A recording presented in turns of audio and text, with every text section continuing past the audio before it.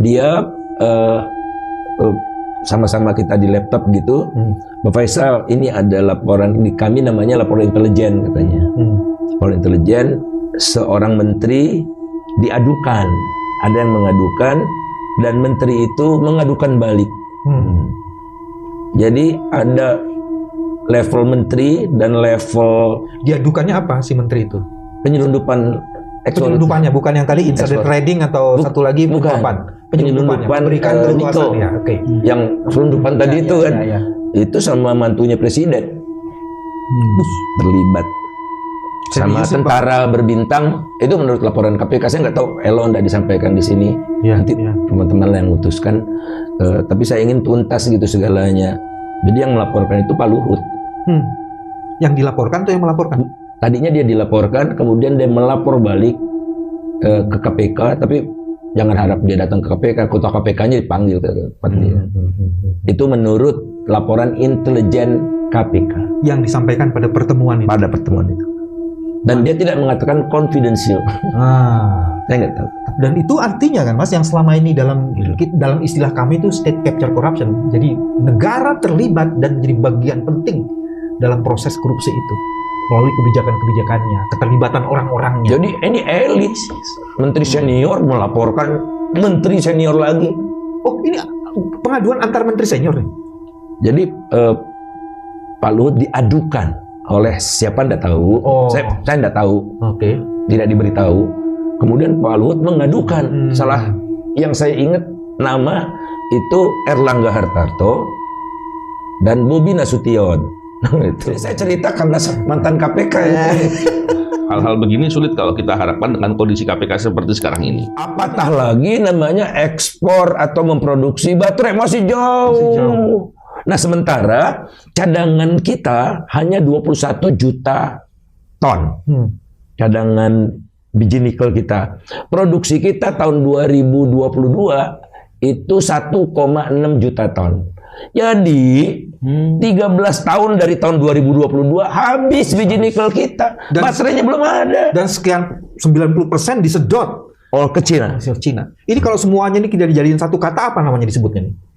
Kita budak Cina. Kita budak Cina. Tolol nggak kita nih?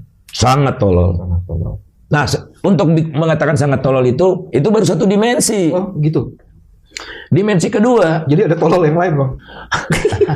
Yang udah masuk akal gitu. Ngeri nggak sih kita ngomong tolol-tolol gitu? Wow, dalam faktanya ada datanya. Insya Allah semua ada datanya kok. Jadi kalau standar orang waras ya tolol.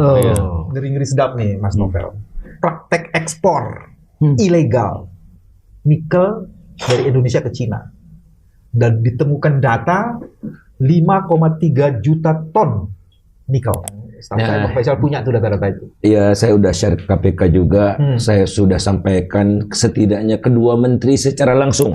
Selain tadi data nol di BPS, sehingga kemudian kita jadi manipulatif, tapi ini sudah diberitahukan kepada pejabat yang paling mempunyai otoritas dan punya kompetensi di bidang itu. Kepada Pak LBP gitu. Pak LBP sama Pak Bahlil. Terus? Dan saya sampaikan juga ke yang lain-lain yang bukan menteri. Terus apa responnya tuh? Ya itu, berkilah dulu. Oh, nanti saya sampaikan Bang ke presiden gitu-gitu.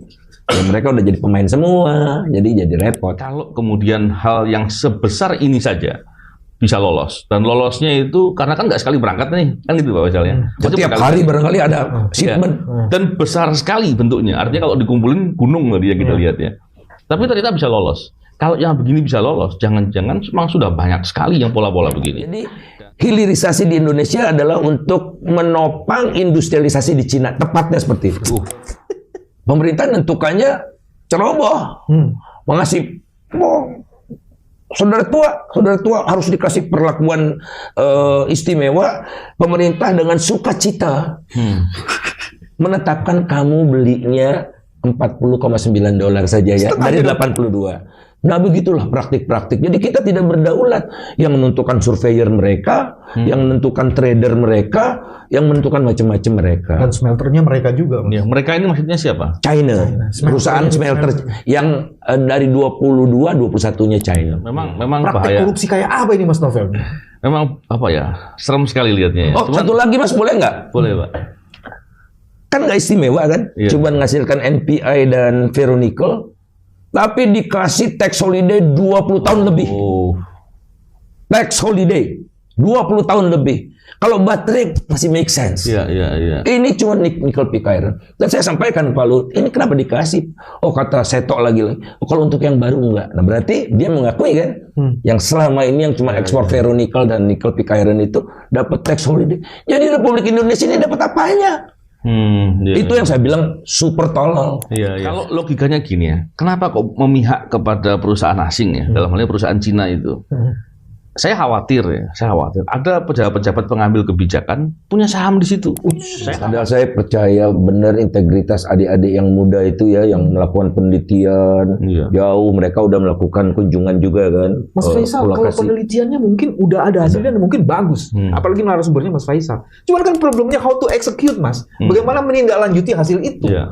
Satu Mas, kita nyinyir terus, kita buka datanya ke publik. Nah ini saya udah sebut nama. Mudah-mudahan tuntas. Saya menduga siapapun yang mendengar channel ini akan terganggu kewarasannya. Kalau Belum yang lain-lain lagi Mas. Ini banyak ini. Itu baru bagian kecil ya Pak.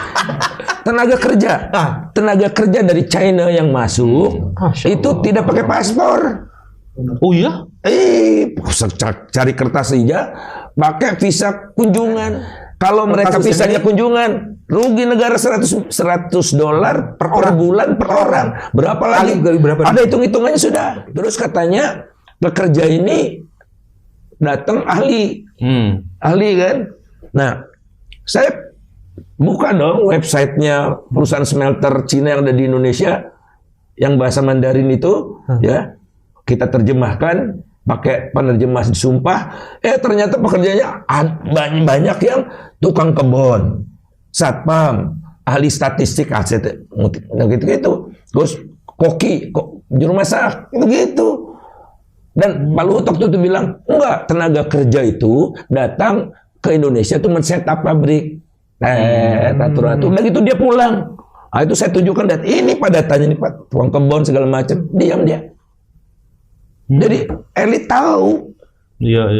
bahkan orang yang ingin mempersoalkannya ditutup mulutnya di sebagian. Ya, udahlah, nggak usah ikut-ikut campur. Iya. Jangan ikut campur, nanti kita susah sama Cina. Kalau begitu memang kita budaknya Cina. Atau bahasa halusnya barangkali, kitalah pendukung utama industrialisasi di Cina. Sudah harganya 80 sekian dolar. Kita ini cuma setengahnya. Terus gitu kan. kemudian bikinnya di tempat kita, dapat diskon sebanyak itu, nggak kena pajak, tenaga kerjanya juga pakai visa kunjungan, artinya tidak ada penerimaan apa-apa negara. Ya, negara dapat apa? Dapat limbahnya, dapat dampak lingkungannya. Pekerja kita tuh gajinya dekat-dekat ke UMP lah. Kalau gaji mereka itu berdasarkan penawaran dari perusahaan Virtue Dragon di China itu, waktu mereka buka lamaran di websitenya itu 17 sampai 54 juta. UMR-nya nggak Jauh sampai betul. 4 juta. Kalau UMR kita yang di sana mungkin nggak nyampe 4 juta, 3 jutaan mungkin, atau 2 juta barangkali.